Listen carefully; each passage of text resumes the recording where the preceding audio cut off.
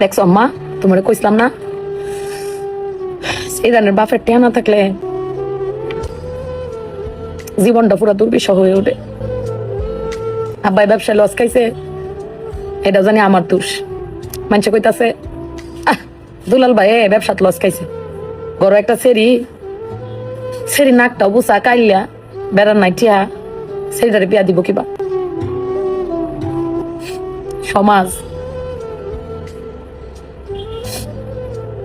সেই জাতিটারে এই চোখকে সবসময় দেখে। সত্যি কথা কইতাম মা, সেরানা বাপের না টিয়া থাকলে এই সেরানের আসলে জন্ম লওয়াটাই ঠিক না।